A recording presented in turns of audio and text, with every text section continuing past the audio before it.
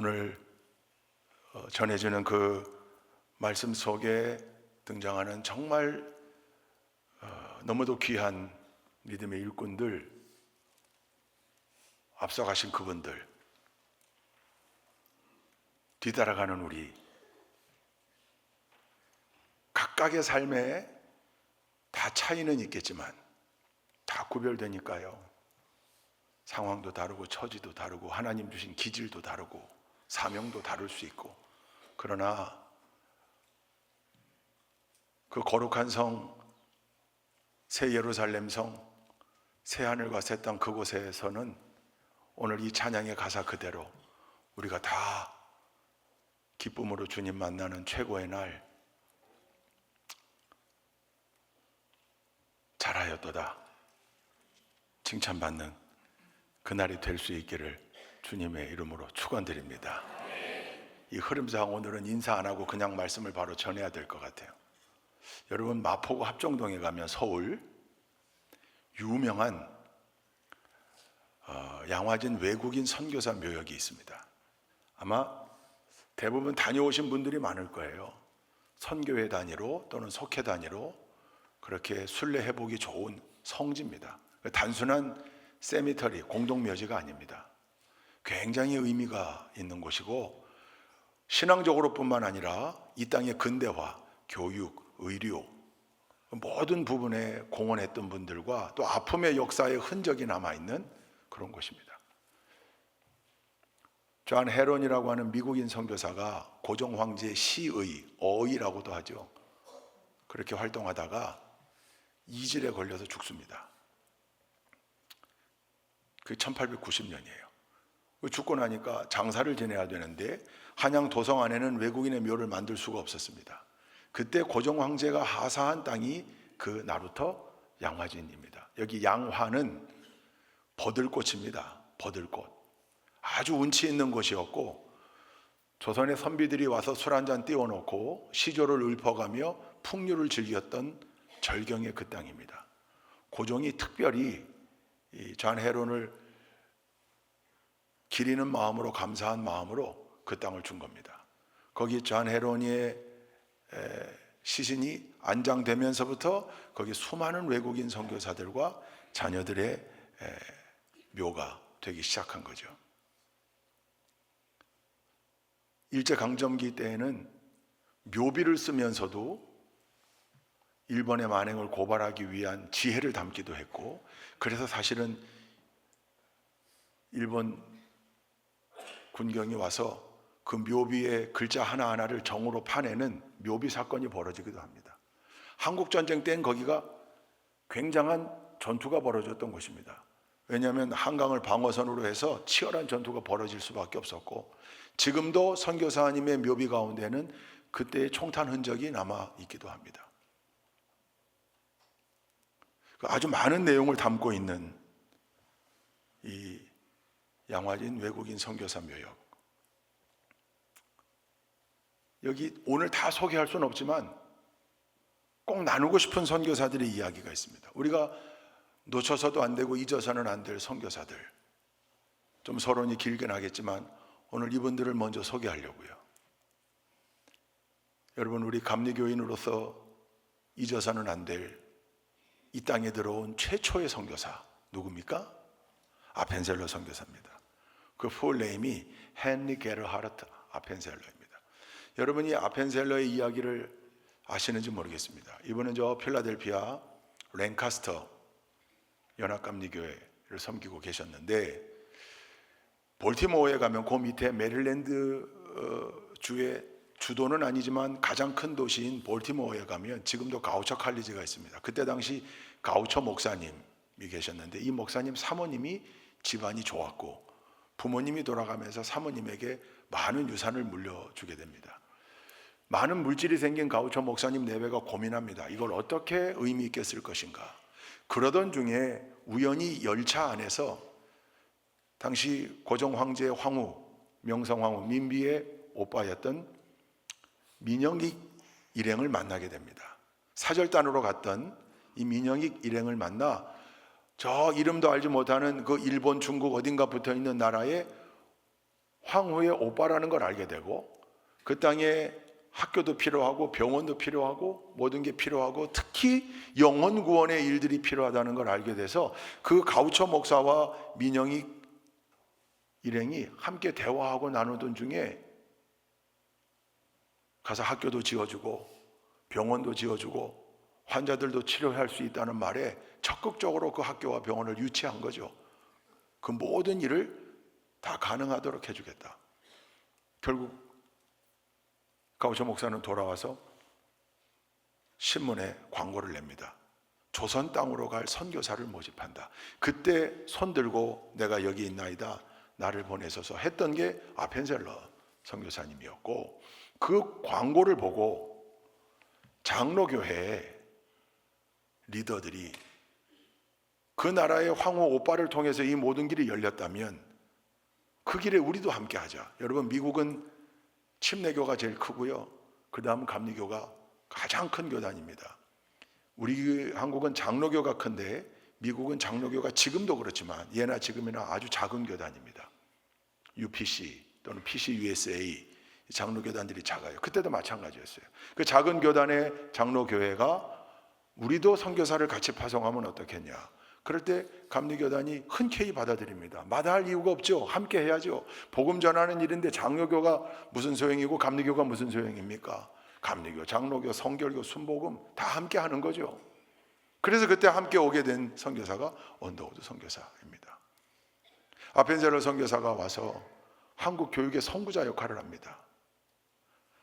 그때 만든 학교가 뭡니까? 그 배제학당입니다. 성경 번역 작업에도 최선을 다했고, 안타깝게도 저 목포 지역에서 열리는 성경 번역 회의에 1902년 참석하기 위해 배를 타고 내려가다가 군산 앞바다에서 그만 배가 침몰하게 되고, 충분히 살 수 있었음에도 불구하고 자기를 도왔던 한국인 조사, 한국인 직분자, 그와 여인을 살리기 위해 노력하다가 그만 함께 가라앉고 맙니다. 집사님, 혹시 조금 불편하시면 누가 좀 도와줘야 될 것 같아요. 지금 빨리 도와주셔야 될 것 같아요. 우리 부목사님들, 빨리 안고 가시죠. 예후가 좋지 않습니다. 바깥으로 모셔야 될 것 같습니다.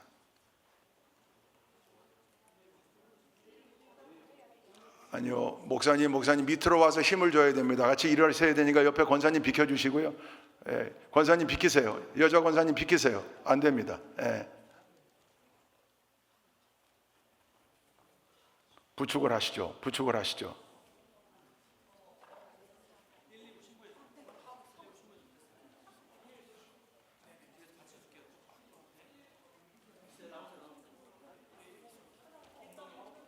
힘을 같이 옆에서 도와주셔야 됩니다. 목사님들 와서 좀 같이 하시죠.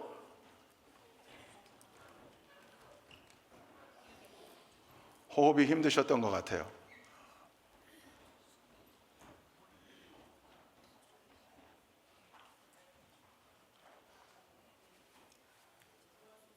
네, 앉으시죠.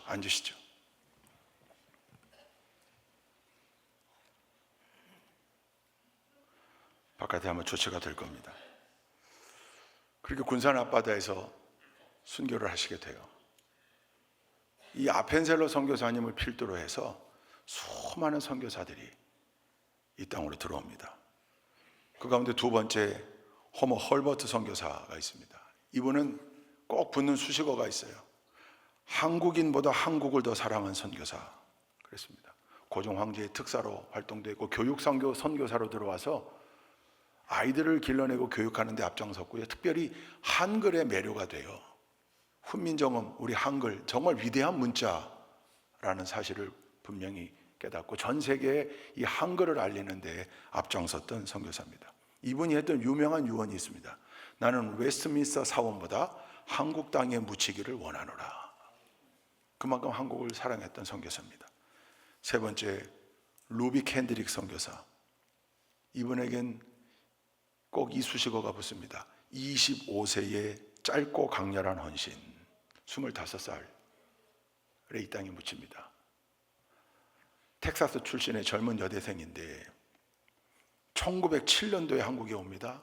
불과 9개월 만에 급성 맹장염이 걸려서 하나님 부름을 받습니다.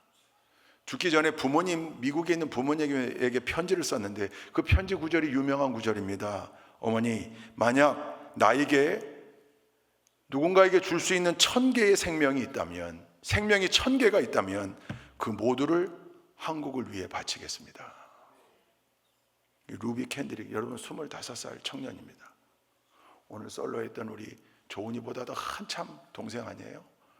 조은이도 애기 같은데, 애기 같은 나이에 25살 청년, 이 땅에 와서 목숨을 바칩니다. 네 번째, 홀 패밀리입니다. 윌리엄 홀, 로제타 홀, 셔우드 홀. 윌리엄 홀과 로제타 홀은 부부, 선교사님과 사모님이었고 그 아들 셔우드 홀입니다. 모두가 다 의료 선교사였습니다. 대를 이은 희생과 사랑. 윌리엄 홀 선교사가 의료 선교사로 와가지고 특별히 그때만 해도 그렇게 역병이 돌았어요. 수많은 전염병들이, 약도 한번 못 써보고 엄청난 사람들이 죽어나가는 겁니다. 그들을 살려내려고 그렇게 헌신하다가 결국 온 지 2년 만에 과로와 병을 얻어서 순직합니다. 남편을 잃었습니다. 그 뒤를 로제타 홀 선교사가, 사모님이 내가 남편의 뜻을 받들어 계속해서 이 땅에서 복음을 전하겠다. 특별히 한국 최초로 시각장애인들을 위한 교육 프로그램을 만들어내고 여성을 위한 의료기관, 의대생들, 여자 의료인들을 만들어내는 기관을 만들어냅니다. 그게 경성여자의학강습소, 현재 고대 의대의 전신입니다. 그 로제타 홀 사모님의 공헌이었습니다. 우리 교회 임지연 집사님처럼 여자 의사들이 지금 가능한 그 시초를 따라 올라가면 이 로제타 홀 선교사님의 공이었습니다. 그 아들이 셔우드 홀입니다. 아들도 부모님을 따라 뒤를 이어서 의료 선교사가 되어, 특별히 여러분 이 셔우드 홀이 만든 게 뭔지 아십니까? 요즘은 그거 거의 없는데 제가 한 5년 전에 마지막으로 군에서 이걸 구입해 본 적이 있습니다. 결핵 환자들 살리자고 크리스마스만 되면 팔았던 씨일입니다. 이게 셔우드 홀이 만든 겁니다. 결핵 환자들이 엄청나게 죽어나가거든요. 여러분 이 온 패밀리가 대를 이어서 이 땅을 위해 수고하고 헌신한 겁니다. 다섯 번째, 어네스트 베델, 영국인인데 언론인 출신의 선교사입니다. 그래서 한국에 와가지고 대한매일신보를 창간해요. 그때가 일제치하였습니다. 고통당하고 압제당하는 그 부당한 대우, 부정의한 일들을 바라보고 신문을 만들어서 신랄하게 일제의 만행을 고발했습니다. 일본인들에게 눈에 가시 같은 사람이었습니다. 결국은 옥고를 치르거든요. 그 후유증으로 37세에 순직합니다. 이 어네스트 베델 선교사님의 묘비에 자기가 사랑했던 대한제국을 한자로 새겼는데 그걸 일본 놈들이 와서 정으로 대한을 쪼아낸 겁니다. 그 흔적이 남아 있어요. 여섯 번째, 호레이스 그레인트 언더우드, 아까 말씀드렸던 아펜셀러 선교사님과 함께 들어와 복음 전했던 언더우드 선교사님, 연희 전문학교를 세워서 지금의 연세대학이 있습니다. 일곱 번째, 존 헤론, 양화진에 처음으로 모셨던 양화진 외국인 선교사 묘역이 가능하게 했던 의료 선교사, 위대한 선교사였습니다.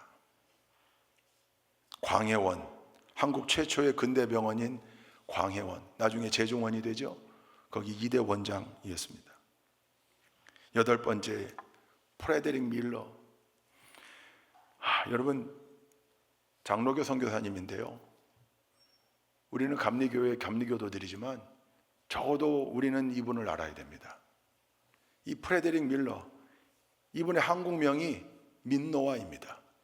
이 청주 지역을 기반으로 선교했던 민노아 선교사, 일신여고에 있는 양관, 거기를 중심으로 복음을 전했던 민노아 선교사. 여러분 이분이 원래 이 청주 땅에도 감리교가 많았는데 감리교 선교사님들과 선교 구획을 나눕니다. 그래서 저 서산 당진 충청남도에 있는 그 지역의 교회를 감리교 선교사님들이 받고 청주 지역의 교회 감리교회를 이 민노아 선교사님에게 줍니다. 교환하고 선교구역을 나눠서 선교합니다. 북쪽에 저 제천 단양 이쪽으로는 감리교 선교사들이 올라가 복음 전했고요.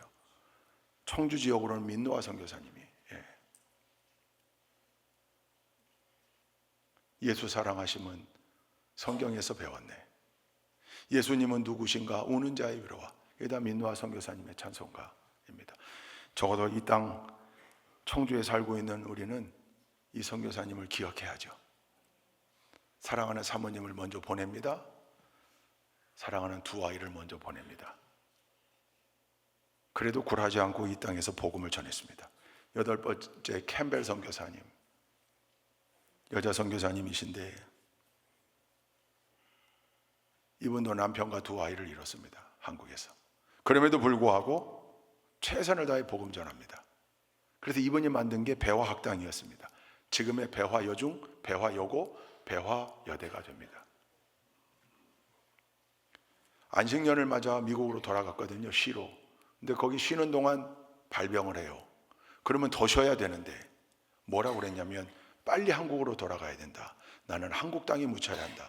병을 가진 채 한국으로 돌아와서 1년 만에 하나님 품으로 갑니다. 캠벨 선교사님이에요. 10번째 서양 선교사들 틈에, 벽안의 선교사들 틈에 있는 동양 선교사, 일본인입니다. 소다가이치. 한국 고아의 아버지, 할아버지라고 불렸던 사람입니다. 고아들을 돌보면서 늘 한국인들에게 죄송하다 죄송하다 입에 달고 살았던 사람입니다. 일본의 만행을 고발하고 규탄하고 그러면서 한국인들을 위로하는 일에 최선을 다했습니다. 한국 땅에 묻히길 원해서 80세가 넘은 나이에 다시 한국으로 돌아와 양화진에 잠이 듭니다.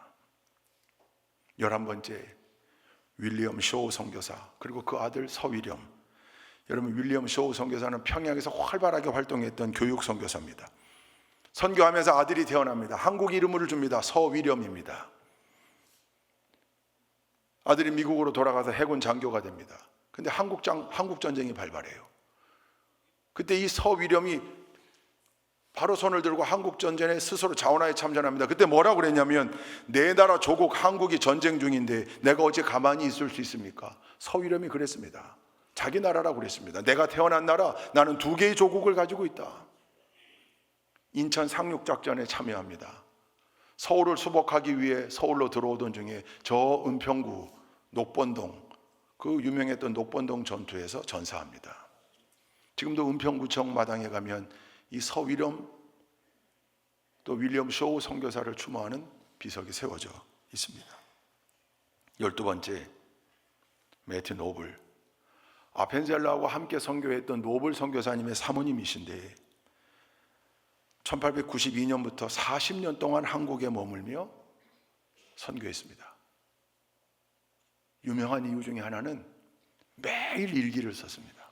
매일 선교 일기기도 하면서 동시에 일상의 모든 모습을 담은 일기. 그래서 이 40년 동안의 일기가요, 그때 당시 한국의 생활상을 연구하는데 엄청난 자료가 되고 선교사를 연구하는데도 엄청난 자료가 됩니다.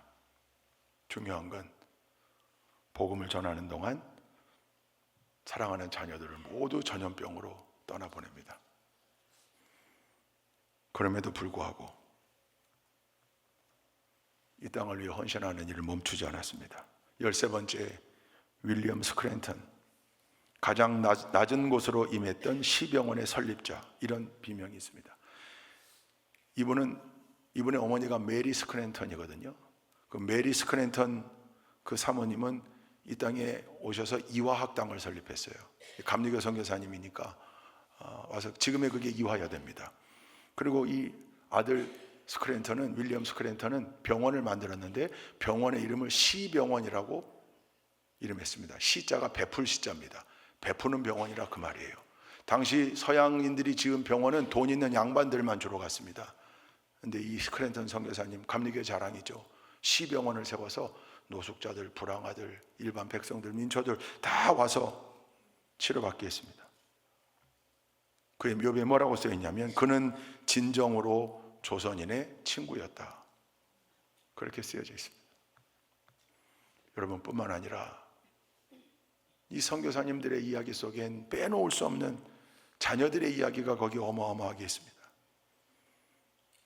아까 살펴봤던 윌리엄 홀, 로제타 홀, 그 선교사님의 딸이었던 에디스가 있습니다.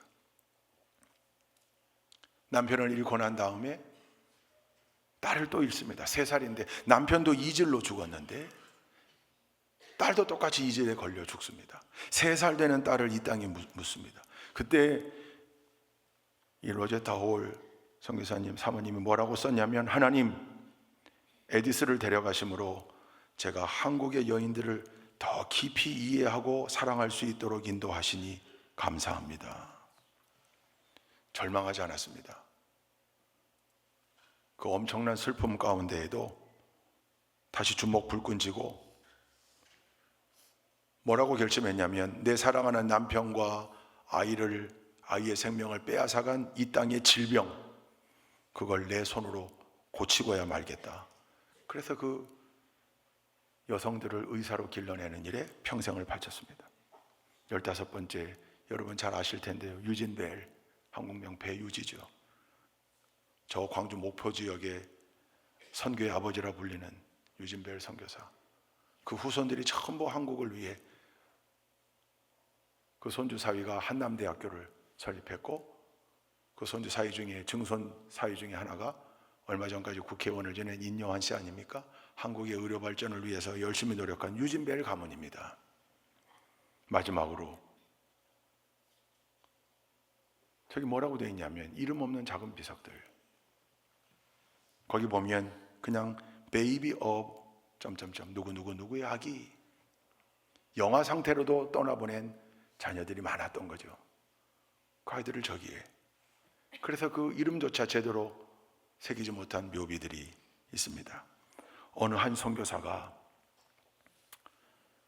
이제 2살 넘은 자기의 자녀를 저 양화진에 묻으면서 뭐라고 그랬냐면, 하나님, 이제 내 아이의 육신이 이 땅에 흙이 되었으니 이제 나는 이 땅을 내 몸처럼 사랑할 수밖에 없습니다. 그렇게 고백했던 기록이 남아 있습니다. 이분들의 모습이 오늘 시온 찬양대가 찬양하는데요, 계속 제 머릿속에 아마 그랬을 거야. 그 선교사님들이, 그 자녀들이 기쁨으로 그 거룩한 성에 입성하며 우리 주님과 천사들의 열렬한 환영을 받으며 주님을 만나는 기쁨을 누리고, 거기에서 주님의 칭찬을 듣고 영색복락하고 있는 그 모습, 그게 자꾸 겹쳐지는 거예요. 여러분, 이분들뿐만이 아니에요.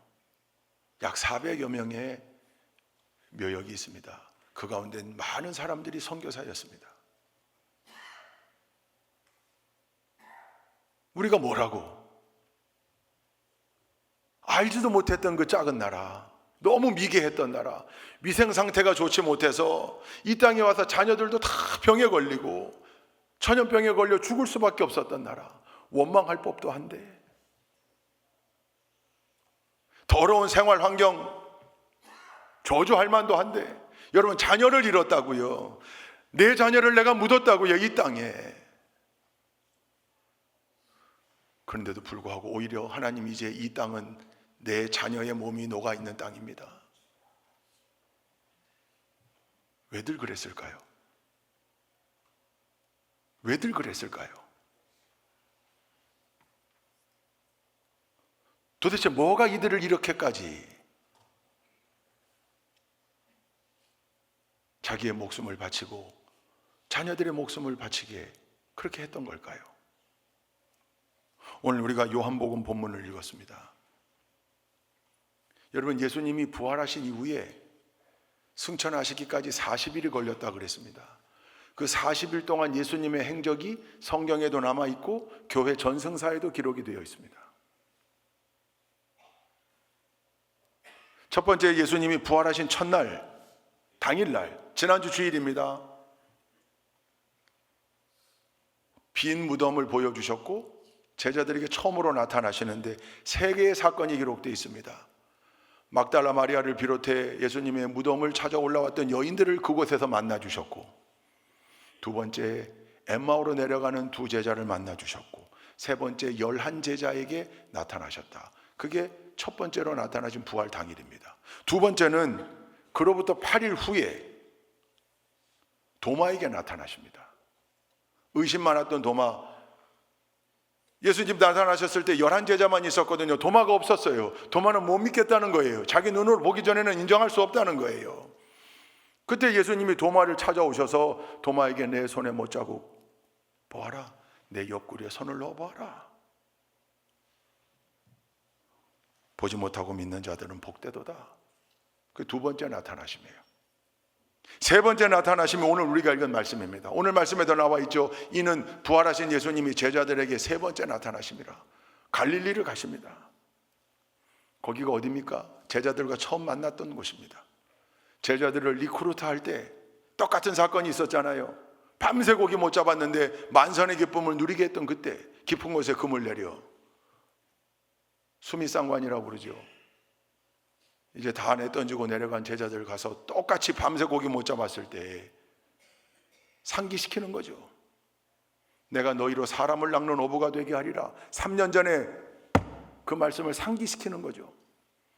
똑같은 일을 베푸십니다. 제자들에게 사명을 주십니다. 그리고 승천하시기 전까지 제자들을 수시로 만나 그들을 가르쳤다 그랬습니다. 하나님 나라에 대해 말씀하셨다. 그러면서 마지막으로 명령하셨어요. 그게 마태복음 28장 19, 20절에 나와요. 너희는 가서 모든 민족으로 제자를 삼아 아버지와 아들과 성령의 이름으로 세례를 베풀고 내가 너에게 분부한 모든 것을 가르쳐 지키게 하라. 볼지어다 내가 세상 끝날까지 너희와 항상 함께 있으리라 하시니라. 그리고 감람산으로 가셔서 제자들이 보는 가운데 승천하십니다. 승천하시기 전에 너희는 예루살렘을 떠나지 말아라. 여기 머물러 있으면 내가 보혜사 성령을 너희에게 보내리라. 오직 성령이 너희에게 임하시면 너희가 권능을 받고 예루살렘과 온 유대와 사마리아와 땅끝까지 이르러 내 증인이 되리라 하시니라. 그리고 올라가셨습니다. 그리고 제자들이 명령에 순종하여 마가의 다락방에 모여 성령을 기다릴 때 때가 되매 성령이 강권적으로 임하셔서 놀라운 역사가 일어나고 교회가 태동되어지고 성령과 함께하는 위대한 삶이 시작되어집니다. 여러분, 예수님이 부활하신 이후에 왜 40일 동안 머물며 이 땅에 함께하다가 승천하셨을까? 아마 세 가지 이유를 들 수 있을 겁니다. 첫째, 확실한 부활의 증거를 제자들에게 보이기를 원하셨던 거죠. 영혼의 부활이 아니라, 영혼의 부활이 아니에요. 그래서 예수님은 40일이 필요하셨던 거예요. 왜? 제자들과 함께하며 같이 음식도 드셨다 그랬어요. 영적인 현상이 아닙니다. 예수님은 육신 그대로 부활하셨다. 이걸 제자들에게 명확하게 보여주신 거죠. 부활의 증거가 필요했습니다. 두 번째는요, 이게 중요한데 제자들의 회복이 필요했던 거예요. 여러분, 부활절 3일 전 성금요일 예수님이 십자가에 달려 돌아가십니다. 그때 당시 제자들의 감정을 여러분 표현하면 어떤 단어를 들 수 있을까요? 제자들의 감정, 제자들의 느낌. 사실 우리는, 저도 그렇습니다. 어려서부터 이 십자가 사건을 대하는 제자들의 감정은 그저 하나로만 생각했습니다. 뭡니까? 두려움. 나도 잡히면 어떡하나? 나도 죽으면 어떡하나? 공포. 그러니까 계집종 앞에서도 비굴하게 예수를 부인할 뿐만 아니라 저주까지 했잖아요. 그냥 늘 제자들의 마음은 두려움이라고만 생각했습니다. 근데 나중에 이 말씀을 묵상하며 공부하며 상담과 심리학도 공부하며 뭐 상담 심리를 공부하지 않았다 할지라도 당연히 느낄 수 있습니다. 제자들의 감정은 두려움으로만 설명되지 않습니다. 슬픔. 여러분, 스승이 죽었습니다. 그것도 비참하게 죽었습니다. 엄청난 고통 가운데 죽었습니다. 3년간 동고동락했던 스승입니다. 당연히 슬픔이죠. 상실감이죠. 거기에 두려움도 있었을 겁니다. 저들의 분노가 우리를 향하면 어떡하나. 근데 그것만이 아니에요. 죄책감이 있습니다. 예수님을 지키지 못했거든요. 함께하지 못했거든요. 도망갔거든요. 저주했거든요. 여러분, 그 죄책감이요, 수치심이 됩니다. 그걸 영어로 shame이라고 그러죠. shame. 영어의 이 shame이라는 표현은요, 수치심은요, 우울로 가는 지름길이에요. 죄책감, 이게 우울로 가는 지름길이에요. 자기를 쓸모없는 존재로 여겨요. 가치 없는 존재로 여깁니다. 그 수치심에 몸서리치다가 극단적 선택을 합니다. 수치심이 그렇게 나쁜 감정이에요. 그런데 제자들은 엄청나게 복잡한 감정을, 슬픔, 사랑하는 사람이 죽었습니다. 근데 그게 상실감이 되는 이유는 자기들이 잘못했는데 용서를 구할 대상이 사라진 거예요. 왜? 돌아가셨거든요.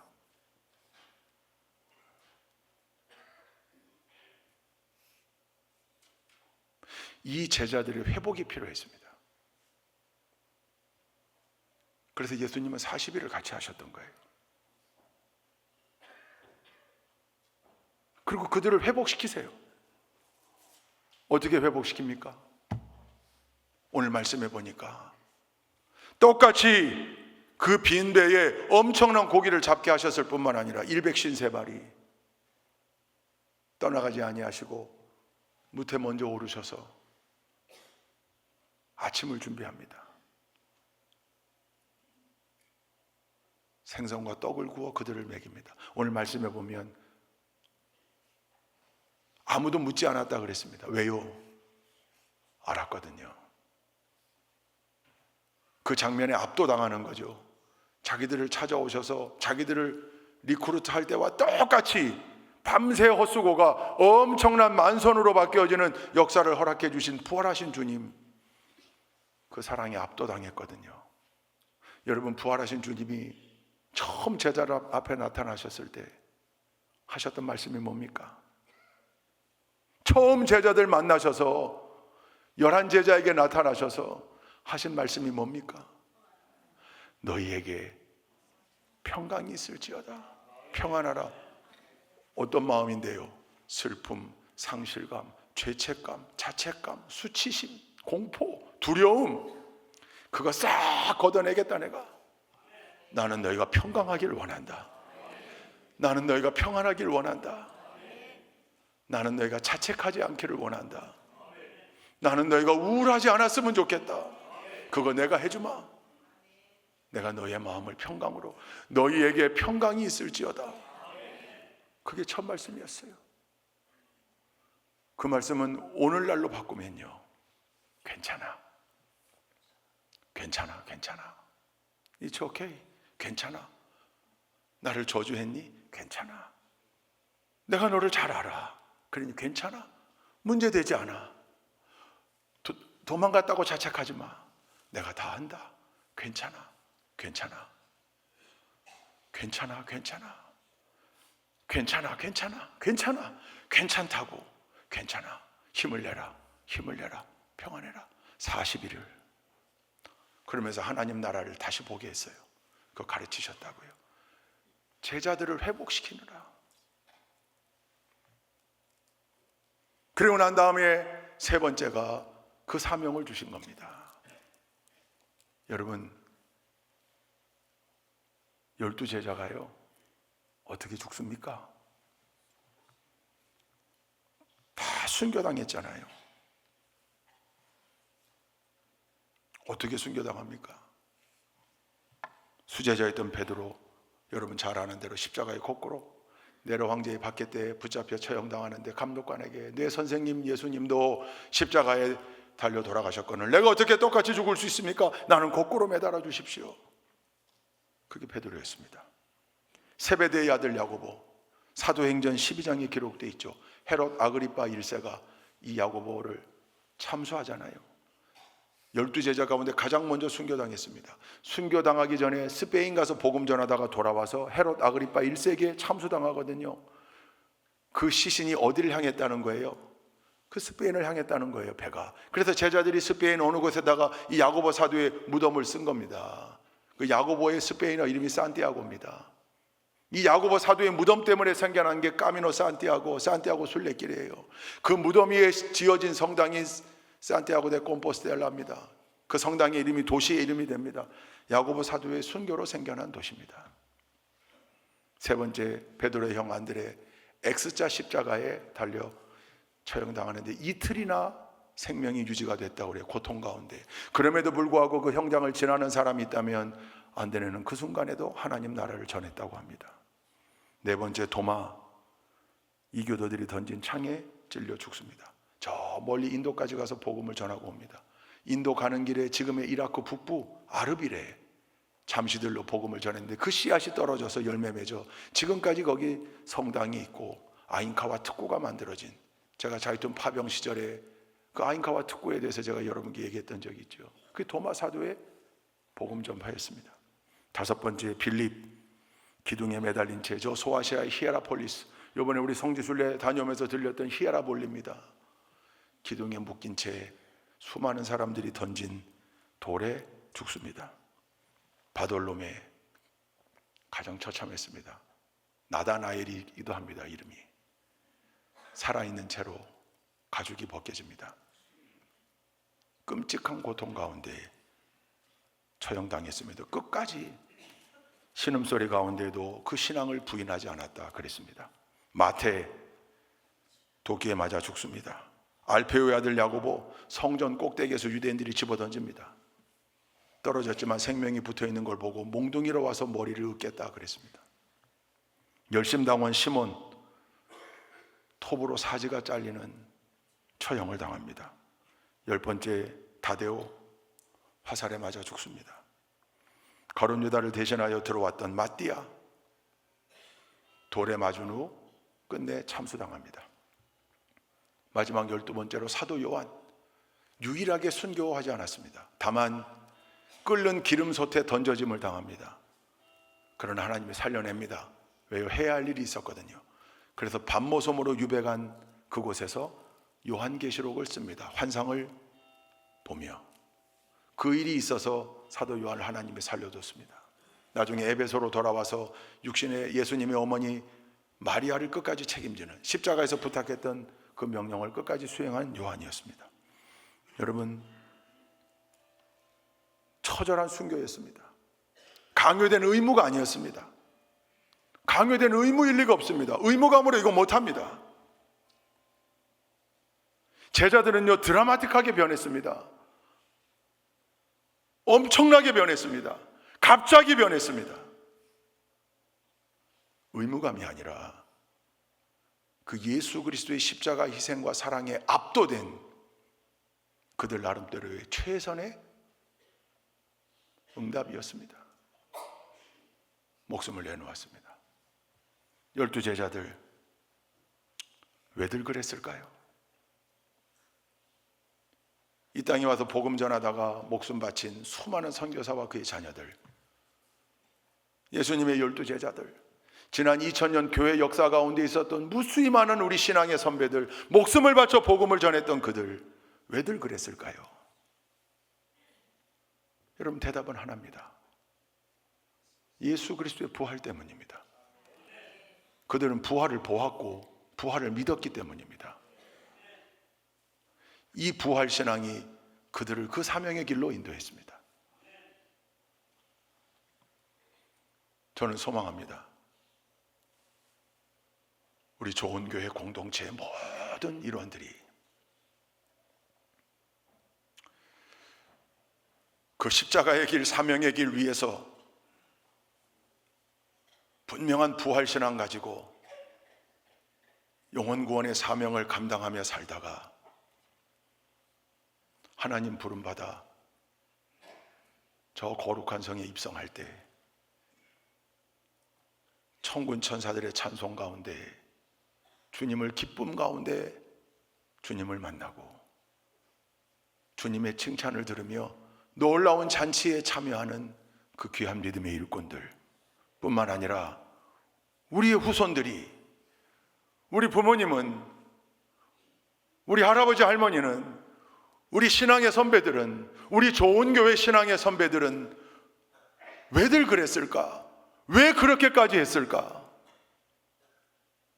질문하고 예수의 부활 때문이라고 답을 얻을 수 있는 역사가 있기를 주님의 이름으로 축원드립니다. 기도하시겠습니다. 좋으신 하나님, 양화진 외국인 선교사 묘역에 묻혀있는 수많은 선교사와 그의 자녀들,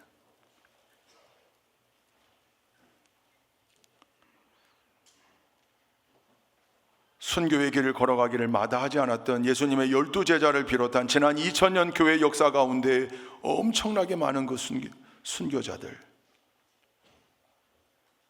그들의 처절했던 마지막, 영광스러웠던 마지막이 모두가 다 예수 그리스도의 부활에 기인한다는 사실을 우리 모두가 잘 압니다. 부활 때문이었습니다. 부활 덕분이었습니다. 우리 좋은 교회의 모든 동역자들이 그 뒤를 따라 걸을 수 있도록 인도하여 주옵소서. 예수 그리스도의 이름으로 기도 올리옵나이다. 아멘.